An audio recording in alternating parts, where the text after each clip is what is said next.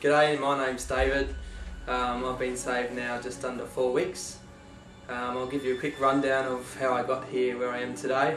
I was brought up in a church in Darwin for 18 years.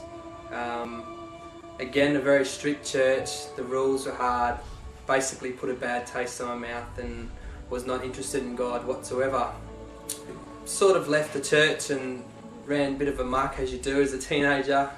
Even though the church I didn't feel like the church did me any good. I always knew that there was something there, and here, I knew that there was somewhere I needed to be. I think last year was a bit of a starting point for me because my best mate had just got married, and he has always had a rough time in church, brought up in the same church but had a rough time. Left the church like I did, but it was only new saved, probably for a year. Prayed the sinner's prayer with his brother-in-law. It was good for about a week, and then just fell in my usual ways. It was only recently too I was invited to a Christian youth camp that another old friend from the church that I was originally brought up with took me to.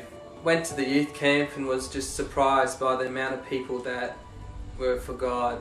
There was over 100 youth that were full on, and it sort of opened my eyes to it.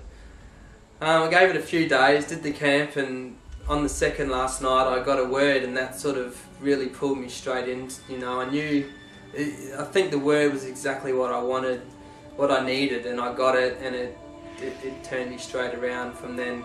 Got saved the next night, and am here today giving my testimony. Life seems I seem more confident now.